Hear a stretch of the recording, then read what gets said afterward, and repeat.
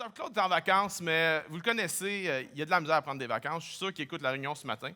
Je voudrais prendre le temps pour le remercier, Claude et Chantal, les remercier pour ce qu'ils font pour le Québec, leur implication, leur grand impact au Québec, en francophonie, leur impact dans nos vies aussi, à Karine et moi. C'est vraiment des cheerleaders pour nous autres. Ils sont toujours là en arrière de nous autres, tout le temps en train de nous encourager, nous fortifier. Puis vous faites partie de cette Église, c'est votre daily life, non, c'est votre vie hebdomadaire. Vous êtes habitués d'entendre prêcher Pasteur Claude.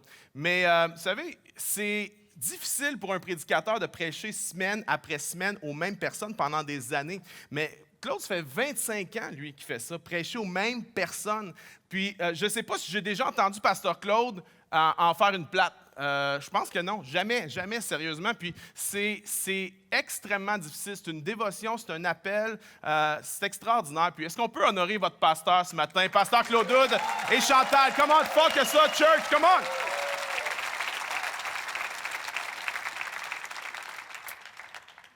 Mon fils m'a dit ce matin, « Papa, y a-tu des ados en Nouvelle Vie ce matin, des réunions pour ados? » J'ai dit, « Non, il n'y en a pas. » Il dit, « Papa, ça va être un message plate à matin? » Je fais, « Merci pour tes encouragements, mon homme. Je vais essayer que ce ne soit pas un message plate. » Josué, chapitre 1, verset 1.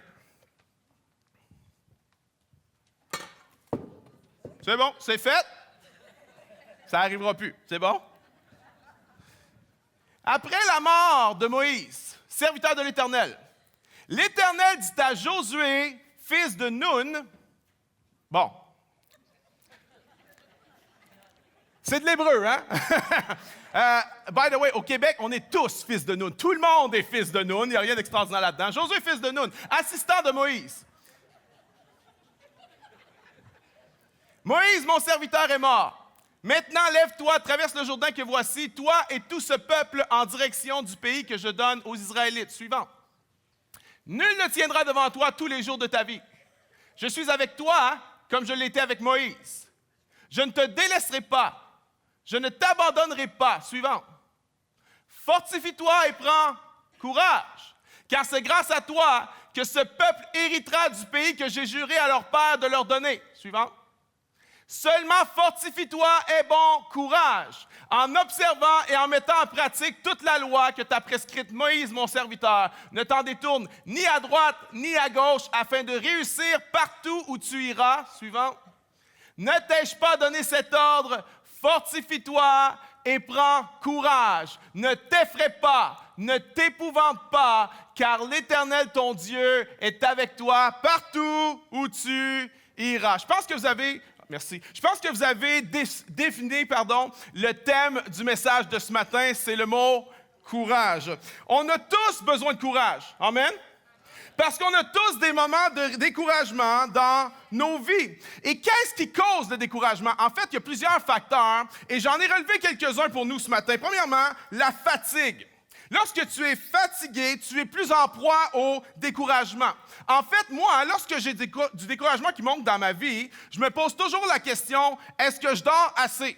Est-ce que je souffre d'épuisement physique? Parce que souvent, le découragement, c'est juste comme un système d'alarme pour te dire, « Hey, mon homme, faut que tu dormes un peu plus. » La fatigue est un facteur. Également, les frustrations. Quand tu as une série de frustrations les unes après les autres, frustration par rapport à tes enfants, conjoints, amis, ton boss, ta job, ça peut facilement te mener au découragement. Les proverbes nous disent ceci, qu'un espoir différé rend le cœur malade. Et lorsqu'on a une série de frustrations, ça peut facilement nous mener à ce puits du découragement. Et c'est important de faire ceci. S'il y a des frustrations dans ta vie, des déceptions, des espoirs différés, c'est important de changer les choses que tu peux changer. Parce qu'il y a des choses que tu peux changer. Par contre, il y a des choses que tu ne peux pas changer. Et les choses que tu ne peux pas changer, c'est important de demander à Dieu la grâce d'accepter ce que tu ne peux pas changer. Parce que si tu ne trouves pas en Dieu cette grâce-là, tu vas rester dans ton découragement. Troisième cause, les échecs. On vit dans une culture occidentale où l'échec, c'est quelque chose de mauvais. On pense qu'il ne faut pas passer par l'échec. Mais en fait, l'échec fait partie du processus d'apprentissage de la vie. Et si vous avez passé par des échecs, vous avez un avantage.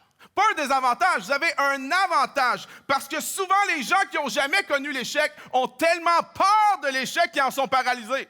C'est comme quelqu'un qui n'a jamais fait de la boxe, qui commence à boxer, c'est un très mauvais boxeur. Parce qu'il a peur d'en manger une, OK? Et tant que tu n'en as pas mangé une dans le front, tu penses que ça va faire tellement mal. Tu penses que tu ne pourras jamais passer à travers. Mais en fait, quand tu en as mangé un coup, tu te rends compte, ça fait mal, mais pas autant que tu pensais. Tu te rends compte que tu es capable d'en prendre. Quand tu as connu de l'échec, c'est ça que ça crée dans ta vie. J'aimerais te dire ceci, ne laisse pas les échecs te décourager. Laisse au contraire les échecs te rendre plus fort. Amen. Quatrième cause, les peurs. J'ai déjà entendu des gens dire ceci, les gens courageux n'ont pas peur. Vous savez quoi? Je pense que c'est pas vrai. En fait, le courage n'est pas l'absence de la peur. Le courage, c'est d'avancer quand même malgré la peur. En fait, j'aimerais te proposer, si tu n'as pas peur, tu n'es pas courageux, tu es juste fou. Parce que le courage, c'est d'avoir peur, mais de croire qu'il y a quelque chose, il y a quelqu'un de plus grand que ma peur et j'avance quand même malgré ma peur. Cinquième cause, les inquiétudes. Les inquiétudes. La plupart des fois dans ma vie où j'étais découragé, je me suis rendu compte, c'est parce que j'étais rongé, cancérisé par les inquiétudes. C'est quoi les inquiétudes? C'est d'être anxieux pour des choses qui pourraient arriver, mais qui ne sont pas encore arrivées. Tout le monde s'inquiète aujourd'hui. Tout le monde. Les hommes s'inquiètent, les femmes s'inquiètent. Les jeunes s'inquiètent, les vieux s'inquiètent. Les employés s'inquiètent, les patrons s'inquiètent. Mais la Bible nous commande ceci, ne vous inquiétez de rien. La Bible dit, inquiétez-vous de rien, et nous, on s'inquiète de tout. Il y en a, tu as peur que l'économie crash parce que tu pourrais perdre ta job. Mais tu as peur aussi que l'économie aille trop bien, parce que si l'économie va trop bien, le taux d'intérêt sur ton hypothèque va monter. Il y en a, tu as peur de perdre ta blonde. Puis tu n'as même pas de blonde.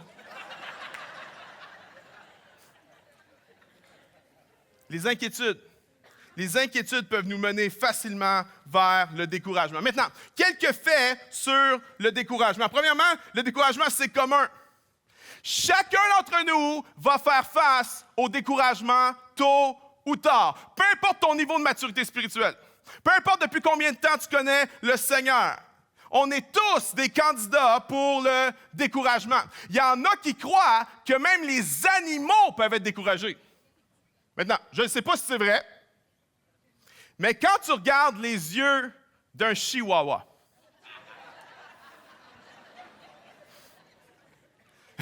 des grands yeux, des grosses oreilles, un tout petit corps, il a raison d'être découragé. C'est pas facile d'avoir de l'air de ça, mon ami. Le découragement, c'est commun. Mais le découragement, c'est aussi cyclique. Si tu as remporté des victoires contre le découragement dans le passé, c'est très probable que tu vas avoir des victoires à remporter contre le découragement dans l'avenir. Le découragement, c'est un cycle. Et j'ai découvert qu'il y a des moments dans la vie où on est plus fragile au découragement, comme par exemple après une grande défaite. Tu sais, quand on a mangé toute une, là, mais il semble qu'après ça, c'est plus facile de glisser, de sombrer dans le découragement. Après une grande défaite, mais aussi après une grande victoire. Il y en a, tu n'as peut-être jamais réalisé ça, mais quand tu remportes une grande victoire, tu n'es plus en proie au découragement. Notre ami Sébastien, ce matin, conduit la louange. Le groupe Impact font des tournées partout en francophonie. Il y en a, c'est dur pour nous autres à réaliser, mais nous, on les connaît, on les côtoie, ils sont là. Mais ces gens-là, quand ils vont en France, c'est comme des stars.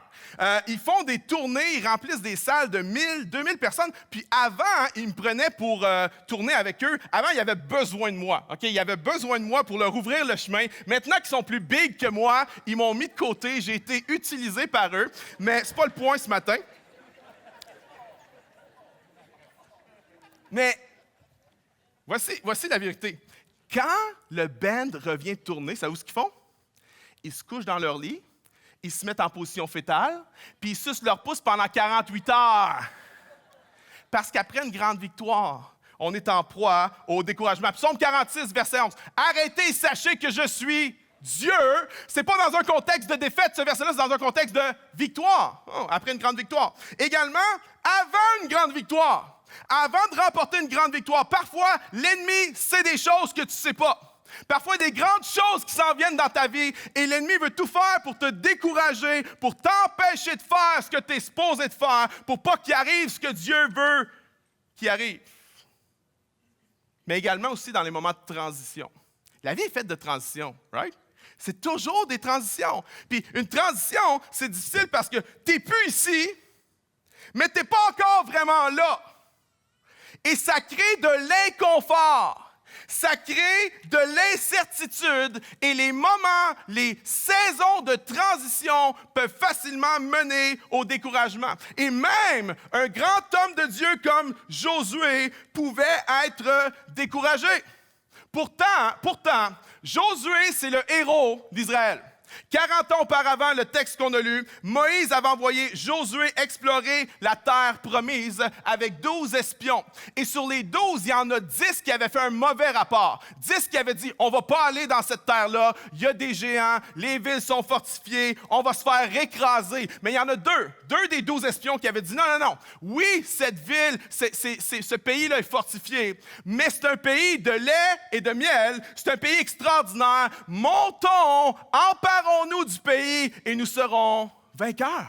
Josué, c'est un des deux. Josué, c'est un des deux courageux. Comprends-tu que Josué, c'est pas une mauviette?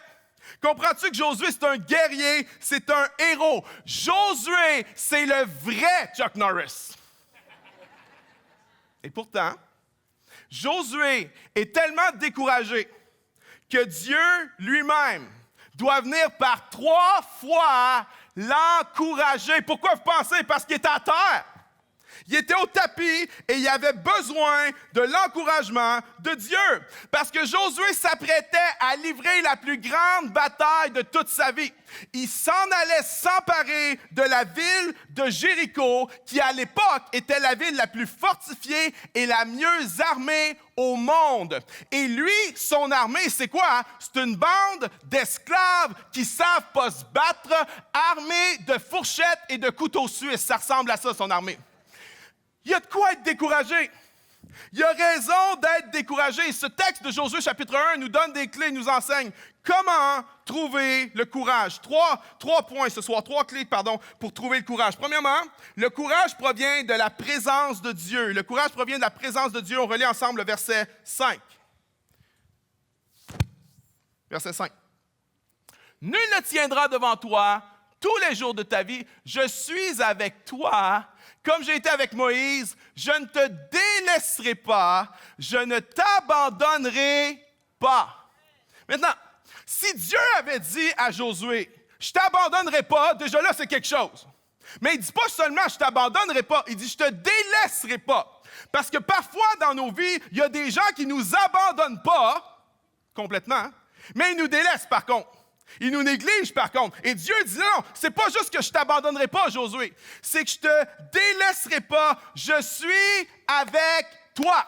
Et j'aimerais vous dire ce matin, cette promesse que Dieu a faite à Josué n'est pas seulement pour Josué. Elle est pour chaque personne qui reconnaît que Jésus est Seigneur. Chaque croyant, cette promesse est pour toi. Dieu dit, je suis avec toi.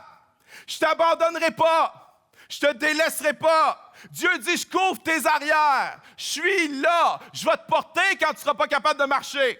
Je vais être avec toi. Dieu dit, fortifie-toi et prends courage. Qu'est-ce que ça veut dire? Ça veut dire que vous l'avez la job ou vous ne l'avez pas la job. Dieu dit, je suis avec toi. Ça veut dire que si tu es accepté dans le programme de maîtrise ou que tu n'es pas accepté, Dieu dit, je suis avec toi. Ça veut dire que si vous êtes capable d'avoir des enfants ou que vous ne soyez pas capable d'en avoir, Dieu dit, je suis avec toi. Ça veut dire s'il y a un diagnostic positif de maladie ou un diagnostic négatif de maladie, Dieu dit, je suis avec toi, fortifie-toi et prends courage. Parce qu'il n'y a rien comme de savoir que je le sais, que Dieu est avec moi. Parce que juste la présence de Dieu, seulement la présence de Dieu est suffisante pour nous donner la victoire dans chaque bataille, dans chaque combat. Juste la présence de Dieu, rien d'autre, serait suffisante pour nous donner la victoire. Romains 8, 31 dit ceci: si Dieu est pour nous, qui sera contre nous? Amen? Qui? Les batailles? Non. Les murailles seront contre toi? Non. Les armées? Les géants? Les épreuves? Oh non. Les vallées? Non. Les fournaises? Les prisons? Non. Les médisances? Les mensonges? Les malveillances? Les malédictions? Vous pouvez dire amen n'importe quand que ça vous tente, OK? Non. Si Dieu est pour nous, qui sera contre nous? Les maladies? Non. Les tumeurs? Non plus. Les cancers? Non plus. Ton boss? Non. Ton ex? Non. Les ennemis? Non. Les démons? Non. Le diable, l'enfer, la mort? Non. Si Dieu est pour nous, qui sera contre nous? On peut-tu dire amen à la parole de Dieu? Amen à ce que la parole dit. C'est pour ça que le psalmiste dit, Psaume 27, « L'Éternel est ma lumière et mon salut. De qui aurais-je crainte? L'Éternel est le soutien de ma vie. De qui aurais-je peur? Quand les méchants s'avancent contre moi, voulant me déchirer, ce sont eux mes ennemis qui perdent pied et tombent. Qu'une armée vienne m'assiéger, mon cœur reste sans crainte. Qu'on me déclare la guerre, je suis plein d'assurance. » Pourquoi? Parce qu'il le sait. Il sait que Dieu est avec lui. Regarde la personne à côté de toi, dis « Dieu est avec moi. Dieu est avec moi. Dieu est avec moi. Dieu est avec toi aussi. Dieu est avec moi. » Le courage provient de la présence de Dieu. Il y en a, vous le savez. Vous l'avez vécu. Vous l'avez traversé. Vous l'avez traversé, l'enfer. Vous l'avez traversé, la tempête. Puis il n'y avait rien pour vous relever. Il n'y avait rien pour vous donner du courage. Il n'y avait rien qui fonctionnait. La seule chose qui a fonctionné, ça a été d'aller dans la présence de Dieu. Ça a été d'aller noyer votre peine en Dieu, d'aller donner vos larmes à Dieu, vos douleurs à Dieu, vos souffrances à Dieu. Puis Dieu lui-même, par sa présence, est venu vous fortifier puis vous donner du courage. Il y en a, je connais votre histoire. Il y en a, je regardais vos visages ce matin pendant la louange, puis il y a des histoires. Quand je vois un visage, c'est des histoires. Je regardais mon amie Jacqueline, là. C'est pas juste Jacqueline, c'est pas juste une pasteur, c'est une histoire. Puis je me disais, man, qu'elle sait, elle. Man, qu'elle sait que c'est vrai. Que la présence de Dieu donne du courage. Que quand je suis découragé, quand je suis au tapis, je vais dans sa présence et il me renouvelle. Le courage provient de la présence de Dieu. Mais 2, le courage provient de la parole de Dieu. On lit le verset 8. Ce livre de la loi ne s'éloignera pas de ta bouche. C'est Dieu qui parle à Josué. Tu y méditeras jour et nuit pour observer et mettre en pratique tout ce qui y est écrit. C'est alors que tu mèneras à bien tes entreprises. C'est alors que tu réussiras. 2e clé, le courage provient de la parole de Dieu. Dieu dit à Josué, tu vas méditer ma parole. C'est à la mode méditer. Vous remarquez ça? Partout on entend parler de ça, méditer. Mais tout le monde médite, méditer. Mais attention, parce que souvent, quand les gens disent « je médite », voici ce qu'on fait. Les gens font le vide. On nous encourage à faire le vide. Je n'ai pas le temps de vous expliquer toutes les raisons pourquoi ce matin, mais fais jamais ça. Ne fais jamais le vide. La Bible, pas une seule fois, nous encourage à faire le vide. La Bible nous encourage à faire le plein. À être rempli du Saint-Esprit de Dieu. Et j'aimerais dire, si faire le vide te donne un soulagement temporaire, j'aimerais dire, faire le plein va t'amener une expérience éternelle. Faire le plein du Saint-Esprit. Médite la parole et tu vas être rempli de l'Esprit. Fais pas le vide, fais le plein. Mais méditez. Dieu n'a pas dit à Josué, lis ma parole. Dieu a dit à Josué, médite ma parole. Méditer, c'est réfléchir, penser. Et il lui a dit jour et nuit. C'est pas juste une lecture mécanique, momentanée. C'est quelque chose que j'amène avec moi dans ma journée. Quelque chose que j'amène avec moi dans ma semaine. Voici 5 essentiels de la méditation biblique. 5 étapes importantes pour bien méditer la Bible. Parce que le courage ne vient pas de la lecture de la Bible. Le courage vient de la méditation de la Bible. C'est différent. 5 étapes. Premièrement, lire le texte, bien sûr. Tu lis le texte. Deuxième étape, croire le texte. Si tu ne le crois pas, ça n'aura aucun effet dans ta vie. Et soyons honnêtes, parfois, je lis quelque chose là-dedans, puis je ne le crée pas. Parfois, je lis quelque chose, je le crois pour d'autres, mais je ne le crois pas pour moi. Alors, ça m'arrive dans ma lecture que je tombe sur quelque chose que, sincèrement et honnêtement, je ne suis pas capable de dire à Dieu, je le crois, Seigneur. Là, vous savez ce que je fais dans ces moments-là? Quand ça m'arrive, je me mets à lire le texte encore. Parce que la foi vient de ce qu'on entend. Et ce qu'on entend vient de la parole de Dieu. Alors, je me mets à me lire à moi-même le texte encore, et encore, et encore. Et parfois, je dis, Seigneur, je ne le crois pas, je veux le croire, viens au secours de mon incrédulité. Et Dieu dit, j'aime ça. Ça, j'aime ça. Une fois comme ça, j'aime ça. Une fois qu'il dit, viens au secours de mon incrédulité, j'aime ça. Je le lis 1 fois, 2 fois, 3 fois. Des fois, je le lis 20 fois, jusqu'à temps que la foi monte en moi et que je dis, oui, je crois. Lire, premièrement. 2, croire. 3, réfléchir. Réfléchir à ce texte. Qu'est-ce que ça veut dire? Qu'est-ce qu'il dit avant? Qu'est-ce qu'il dit après? Pourquoi il parle de ça? Qu'est-ce qu'il est en train de dire là, dans ce texte-là? 4e, appliquer. Une fois que j'ai compris qu'est-ce qu'il est en train de dire, comment je peux l'appliquer à ma propre vie? Qu'est-ce que Dieu me demande de faire avec ça, moi? Qu'est-ce que Dieu me demande de changer avec ça, moi? Quelles actions Dieu me demande de prendre pour ma vie à moi? Et 5e, obéir. C'est la dernière étape, obéir à ce que Dieu t'a montré à travers sa parole. Si tu médites la parole de Dieu, mon ami, tu vas avoir le succès dans tout. Il y en a qui disent, Pasteur David, voyons donc. C'est pas de même que ça marche. Dans tout. Tu vas avoir le succès dans tout. Voici pourquoi. Si tu médites la parole de Dieu, tu vas être rempli de l'Esprit. Si tu es rempli de l'Esprit, tu vas arrêter de te donner dans 50 millions de projets que Dieu ne t'a pas appelé à faire pour te concentrer uniquement sur les choses que Dieu veut que tu fasses. Puis tu vas avoir le succès dans tout ce que tu vas faire. Puis ça ne veut pas dire qu'il n'y aura pas d'épreuves. Ça ne veut pas dire qu'il n'y aura pas de ville de Jéricho à s'emparer. Mais tu vas avoir le succès dans tout. C'est pas moi qui l'ai dit, c'est Dieu. C'est Dieu qui l'a dit à Josué. Alors, ma question pour nous ce matin. Oui, amen, on peut applaudir. Alors, ma question pour nous ce matin. Combien de jours par semaine tu médites la parole de Dieu?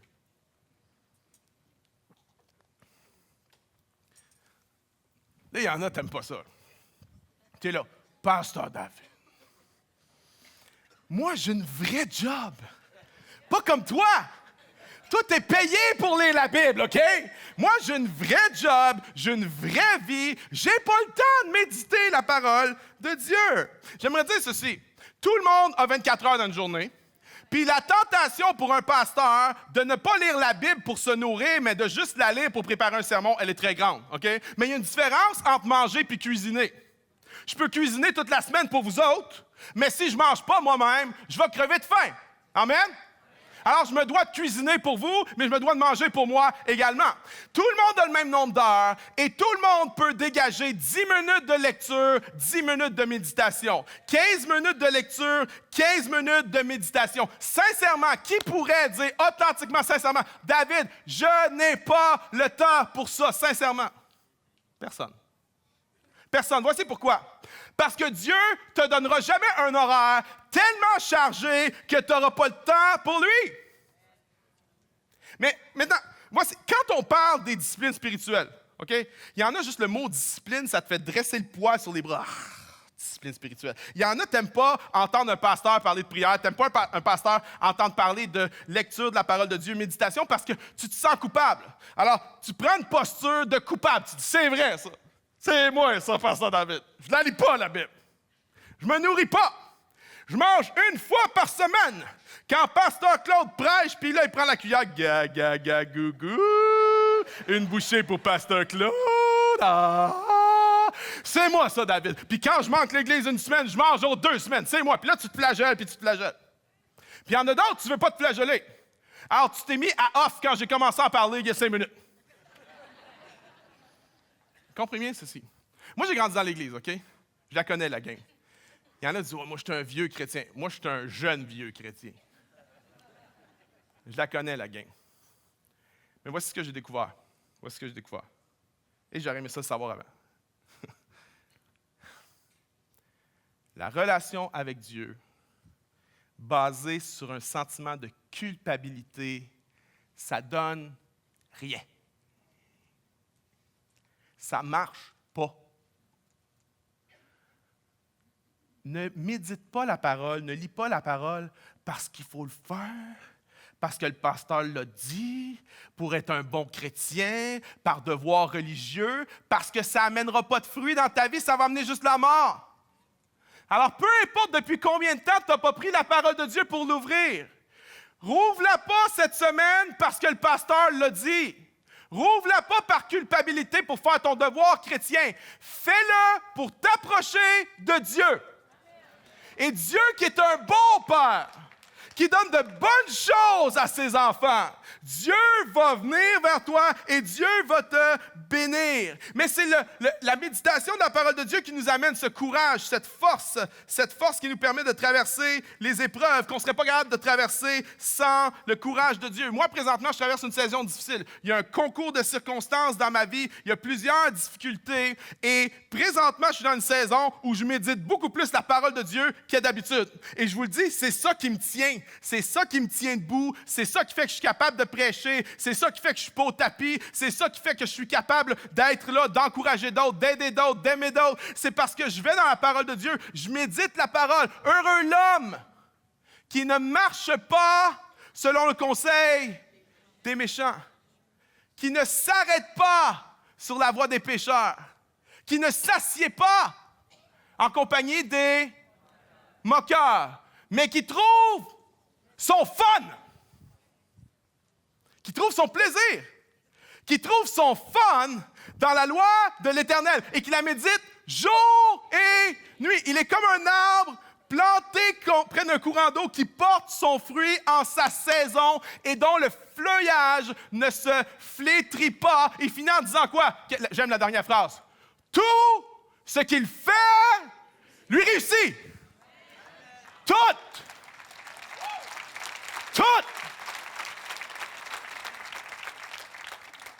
L'Institut Barna, c'est un groupe de sociologues chrétiens aux États-Unis. Ils étudient la vie chrétienne, l'Église, toutes sortes de facts, toutes sortes de choses. Et l'Institut Barna a fait certaines études sur la croissance spirituelle des gens. Et on a découvert que lorsque quelqu'un donne sa vie au Seigneur, lorsque quelqu'un commence à aller à l'Église, il y a un élan dans sa vie. Il y en a, vous l'avez vécu. On donne notre vie au Seigneur, on se fait baptiser, c'est wow, c'est extraordinaire. On est sur une lancée. Mais ce qu'on a découvert dans ces études-là, c'est que lorsque quelqu'un arrête de venir à l'Église, sa vie spirituelle décroît rapidement. OK? Donc, voilà l'histoire. Si tu ne veux pas planter, continue à venir à l'Église. OK? Mais voici ce qui est vraiment intéressant. Si la personne arrête de venir à l'Église, sa vie spirituelle décroît. Mais si la personne fait juste continuer de venir à l'Église seulement, sa vie spirituelle stagne.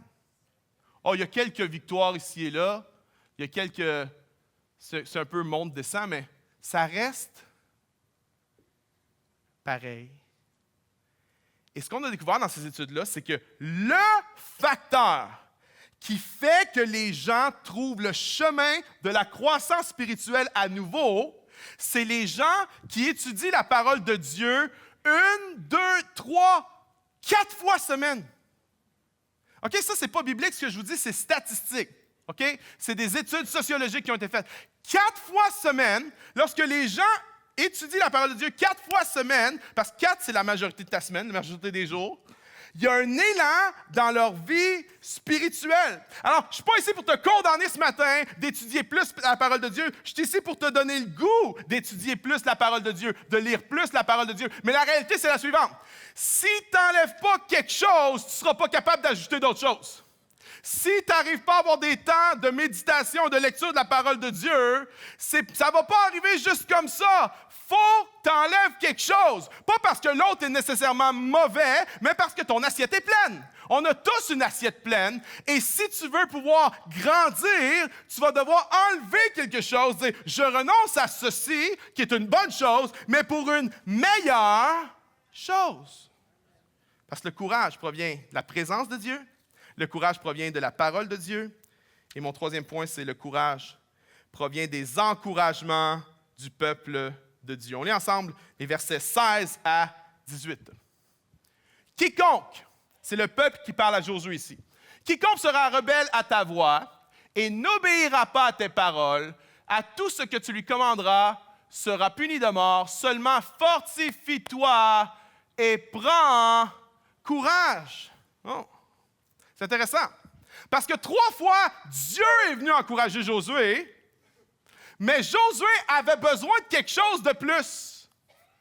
Josué avait besoin de ses frères qui viennent l'encourager.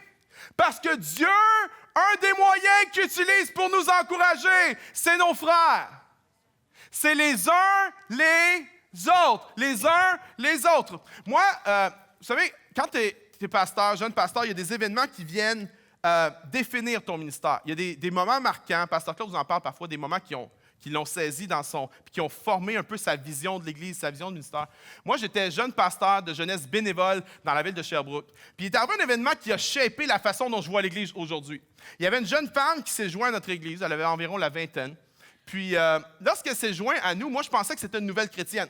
Mais j'ai rapidement découvert que non, ce n'était pas une nouvelle chrétienne. En fait, c'était une chrétienne depuis longtemps, mais elle avait décidé de changer d'église et elle s'était jointe à notre église. Et moi, j'ai posé la question, mais pourquoi as-tu décidé de changer d'église? Pourquoi tu as décidé de venir à l'église ici? Elle dit, voici pourquoi. Elle dit, cette église-ci, elle ne ressemble pas à mon église d'avant.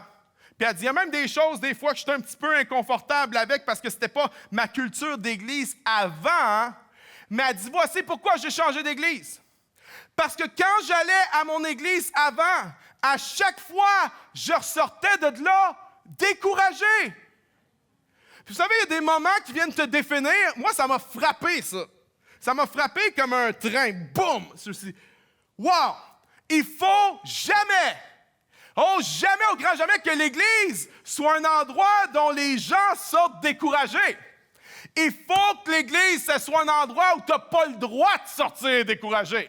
On refuse que tu sortes découragé de ce lieu. C'est pas vrai que tu vas sortir découragé. Moi, je vois l'Église, c'est pour ça qu'on chante fort. Okay? C'est pour ça qu'on chante fort. Il y en a, c'est impressionnant pour vous, vous êtes nouveaux. Pourquoi ils lèvent les mains? Pourquoi ils chantent? Voici pourquoi. L'Église, c'est pas une funéraille.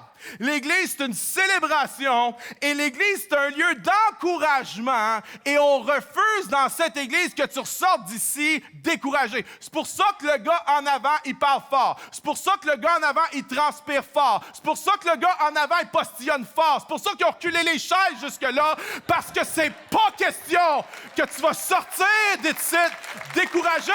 Oh non! Voici comment je vois l'Église. Un défibrillateur. Vous connaissez ça? OK?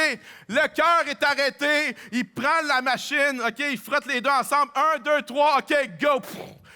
Tu vas vivre. Non, mais tu vas vivre. Hein? Non, mais tu vas vivre. Tu vas vivre. Et quand le défibrillateur ne marche pas, savez-vous ce qu'on fait? Le pasteur te saute sur le chest comme ça, puis il se met à te frapper sur ton cœur, puis il dit, tu vas vivre.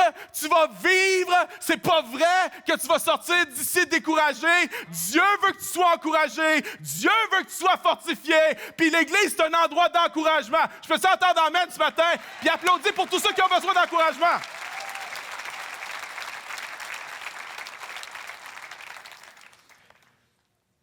Parce que le découragement, c'est contagieux. Vous savez quoi? L'encouragement aussi. C'est contagieux. Alors, ma question, c'est quand la dernière fois que tu t'es levé le matin en disant « Qui je vais avoir le privilège et l'honneur d'encourager aujourd'hui? » Parce que, voyez-vous, la majorité des gens se lèvent en se disant « Qui va m'encourager, moi? » Aujourd'hui, le mot encourager, encouragement, ça vient de 2 mots en latin, le mot en, qui est in en latin, qui veut dire dedans, et le mot courage. En fait, encourager, c'est de mettre du courage dans le vase de quelqu'un. C'est de mettre du courage dans la vie de quelqu'un. C'est quand la dernière fois tu te dis, en qui je vais aller mettre du courage un matin? Dans le livre des Actes, chapitre 4, il y a un gars qui s'appelle Joseph. Et Joseph est tellement encourageant, il a tellement le don de l'encouragement que les autres disciples avaient changé son nom. Ils avaient décidé de l'appeler Barnabas, parce que Barnabas signifiait « fils d'encouragement ». Peux-tu imaginer le gars dans l'église se fait appeler « fils d'encouragement ». Ça sonne à la porte. « Chérie, va voir c'est qui? Qui est là? » Le fils d'encouragement vient d'arriver. « Wow, fais-le rentrer. Je suis fils d'encouragement. Veux-tu un café? Assis-toi. Fils d'encouragement. As-tu une parole pour moi aujourd'hui? » Fils d'encouragement. Vous savez quoi? C'est pas juste Joseph qui était appelé à être un Barnabas. On est tous appelés à être des Barnabas. On est appelés à barnabasser les gens. Nouveau verbe. Parce que les gens ont l'air chill comme ça. Les gens ont l'air tellement corrects. Les gens ont l'air corrects, ils ont le sourire. Mais on ne sait pas ce qu'ils vivent. On ne sait pas ce qu'ils traversent. Il y en a qui vivent des conflits externes, des batailles dans leur mariage, dans leur couple, dans leur famille, dans leur travail, dans leur business. Il y a des gens qui ont des conflits externes avec la maladie. Il y a des gens qui peuvent compter sur les doigts d'une main les jours dans une année où ils ont pas mal en quelque part. Puis que leur souffrance physique affecte leur émotionnel et parfois même leur spirituel. Les gens ont de l'air correct de même, hein? On ne sait pas ce qu'ils traversent, des conflits externes. Mais tout le monde sait que le pire des conflits, ce n'est pas les conflits à l'externe. Ce n'est pas les conflits dans mon mariage, dans mon travail. C'est même pas ça. C'est même pas les conflits dans ma santé. Tout le monde sait que le pire des battles, le pire des conflits, c'est les conflits internes. C'est la bataille avec toi-même. C'est la bataille avec tes pensées noires. Pour certains, c'est la bataille avec la dépression, le découragement. Pour certains, c'est une bataille, une guerre avec la dépendance, les conflits internes. Mais l'encouragement peut faire toute la différence, mes amis. L'encouragement change tout. Quand tu encourages quelqu'un, tu peux changer la trajectoire de sa vie. Tu savais ça? Moi, j'étais en secondaire 3. Mon prof de français de secondaire 3, elle s'appelait Sylvie Martel. Je ne peux pas nommer 95% de mes professeurs, mais je peux vous nommer Sylvie Martel, professeur de français, en passant, j'haïssais le français, professeur de français, secondaire 3, polyvalente les Estacades, Cap-de-la-Madeleine. Je peux vous la nommer. Pourquoi? Parce que Sylvie, sans le savoir elle-même, puis elle ne sait probablement pas aujourd'hui, j'aimerais tellement ça qu'elle puisse entendre cette vidéo-là un jour, sans le savoir elle-même, par ses encouragements, elle a changé la trajectoire de ma vie.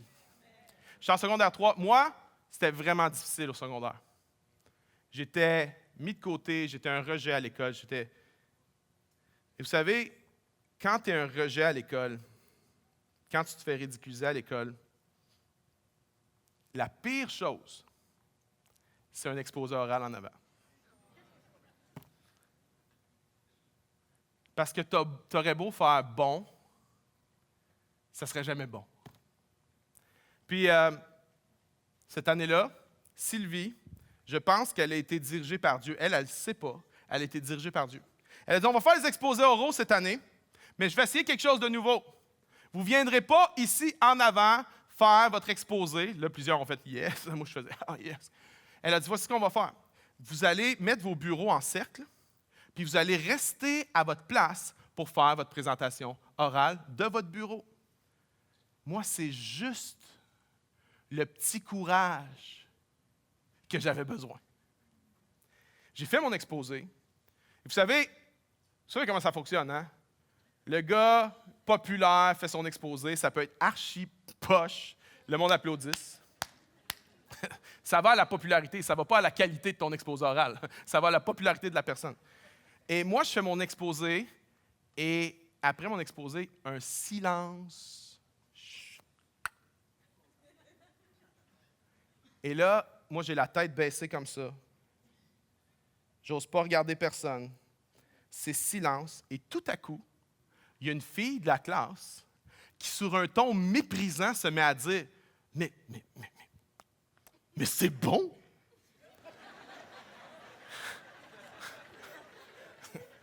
Et là, Sylvie a dit « Ouais, c'est vraiment, vraiment bon. » Ça, c'est un des meilleurs exposés que j'ai entendu en 20 ans d'enseignement. Et là, il y a quelque chose en moi qui s'est allumé. Il y a quelque chose en moi qui a dit, OK, je suis capable de faire quelque chose. Peut-être que je sers à quelque chose. Puis c'est pas que tout à coup, il y a un don du ciel pour communiquer qui est tombé. Non, non, Dieu me l'avait donné. Dieu m'avait prédestiné avant la fondation du monde à quelqu'un qui allait communiquer, mais moi, je ne savais pas. Et ce moment-là est venu révéler, est venu exposer. Sylvie, par ses encouragements, elle a changé la trajectoire de ma vie. Pouvez-vous imaginer ça? C'est même pas une croyante, je pense. Puis elle a changé la trajectoire de ma vie. Hébreux 3, 13, ça dit ceci. Hébreux 3, verset 13. Regardez ça, c'est fou. Mais encouragez-vous les uns les autres, jour après jour, aussi longtemps qu'on peut dire aujourd'hui, OK, voyez-vous la double emphase, jour après jour, aussi longtemps qu'on peut dire aujourd'hui. Avez-vous compris le message? Là, maintenant, today, come on! Encouragez-vous les uns les autres, aussi longtemps qu'on peut dire aujourd'hui, afin qu'aucun d'entre vous ne se laisse tromper par le péché et ne s'endurcisse. Attends un peu, là. Il est en train de dire qu'il y a du monde qui se sont éloignés de Dieu parce qu'il n'y avait personne pour les encourager?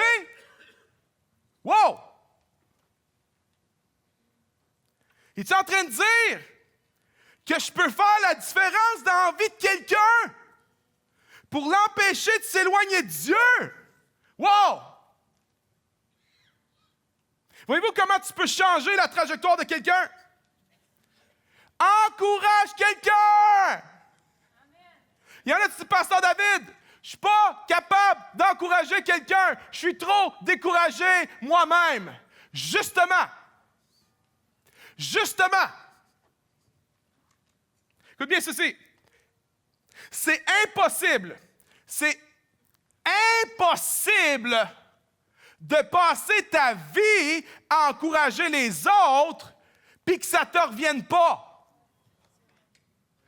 Impossible. Non, moi, j'encourage les autres. Impossible. Parce que Jésus a dit quoi? On récolte ce que l'on sème.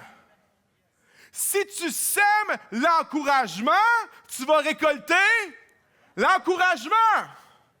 Alors, si tu n'aimes pas ce que tu récoltes, pose-toi la question, qu'est-ce que tu sèmes? Tu sèmes quoi? Si tu sèmes la critique, guess what? Tu vas récolter. Si tu es dur avec le monde, guess what? Qu'est-ce que tu vas récolter? Ils vont être durs envers toi. Si tu juges les autres, dès que tu vas faire une erreur, les gens vont te le mettre sur le nez.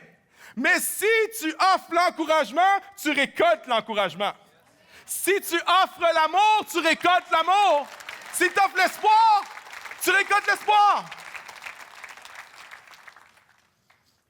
Tu dis, je ne suis pas capable, c'est trop dur. Attends un peu. C'est ça la sauce secrète. C'est ça la sauce secrète des gens courageux. C'est pas qu'ils ne sont jamais découragés. C'est que quand ils sont découragés, ils encouragent d'autres. Moi, les moments où je suis le plus encourageant, c'est souvent les moments où je suis le plus découragé. Parce que je sais qu'en encourageant les autres, je vais récolter l'encouragement. Tu dis, comment ça marche? Mais pourquoi? Voici comment ça marche. Écoute bien ça. Éphésiens, chapitre 5, verset 28, l'apôtre Paul a dit ceci. Celui qui aime sa femme s'aime lui-même. OK. Pourquoi? Parce que lorsque un homme et une femme s'unissent par les liens du mariage, Dieu déclare ces deux personnes-là une seule chair. Une seule chair. Alors, celui qui aime sa femme s'aime lui-même parce qu'on est une seule chair. Maintenant, 1 Corinthiens, chapitre 10. L'apôtre Paul dit ceci. Nous sommes un seul corps. Toi, tu es un membre, moi, je suis un autre. Alors, si un membre du corps encourage un autre membre du corps, tu t'encourages toi-même. C'est mystique, c'est surnaturel, c'est miraculeux, ça ne s'explique même pas, mais quand tu es là pour encourager les autres, tu t'encourages toi-même. Je me souviens à un moment donné, j'ai été visiter un homme de notre église, j'étais dans une autre ville à ce moment-là, et il y a un homme de notre église qui avait eu un grave accident, il était tombé de sa toiture en faisant en déneigeant sa toiture, il était tombé, et il y avait eu multiples fractures au bassin, aux jambes. Le monsieur était tout cassé en morceaux, 7 mois alité. Vous pouvez imaginer? Le pasteur m'a dit, « Hey David, il s'appelait M. Haché. M. Haché a eu un grave accident. Je vais aller avec mon épouse à l'hôpital pour l'encourager. Est-ce que tu veux venir avec nous? » Puis Karine et moi, on avait été avec le pasteur et son épouse pour encourager M. Haché. Alors, on s'était tous préparés. Hein.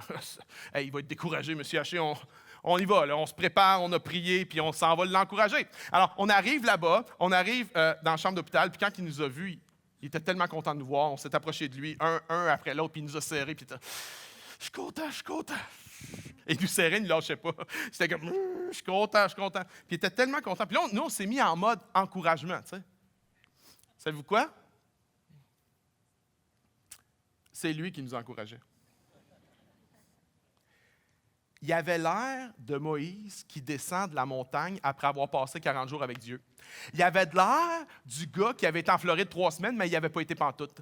Il avait l'air... C'est lui qui nous encourageait. Puis nous, on est sortis de là, on broyait comme des veaux, on était là. En tout cas, je te dis que Monsieur Haché, il est bénissant. C'est nous autres qui on était là pour l'encourager, lui, mais c'est lui qui nous encourageait, nous. Mais pourquoi? On récolte ce qu'on sème.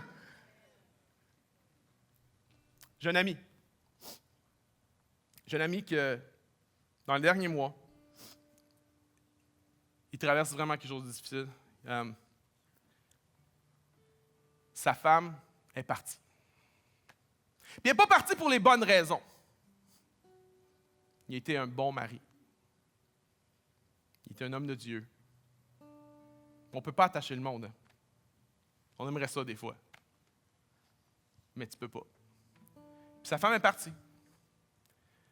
Tu sais, dans ces moments-là, tu as juste le goût, comme quand tu traverses quelque chose de tough, tu as juste le goût comme de te mettre à off, de dire « Hey, là, moi, je vais juste m'asseoir à l'église. Je vais espérer que quelqu'un vienne m'encourager. » Mais lui, ce gars-là, c'est un encourageur, c'est pas un mot, mais un encourageur naturel. Il a un don pour ça. Il est vraiment bon là-dedans. Puis j'étais dans une rencontre avec lui, puis il m'a dit, Pasteur David, qu'est-ce que je vais faire? Je ne sais pas, je vais être capable de traverser ça. Puis en passant, c'est un homme de Dieu. Il attend sa femme, il prie pour son retour. C'est vraiment un homme de Dieu, il l'attend. J'ai dit, voici ce que tu vas faire. Tu vas continuer à faire ce que tu as toujours fait. Tu vas continuer à encourager les autres. Puis j'ai dit, en sauvant les autres, tu vas te sauver toi-même. En sauvant les autres, tu vas te sauver toi-même. Puis, si vous le connaissiez, si vous aviez à le côtoyer, vous ne pourriez jamais penser qui traversent ce qu'ils traversent présentement. Mais la source secrète des gens courageux, là, c'est des gens qui encouragent les autres. C'est des gens qui vont dans la présence de Dieu. Seigneur, renouvelle-moi.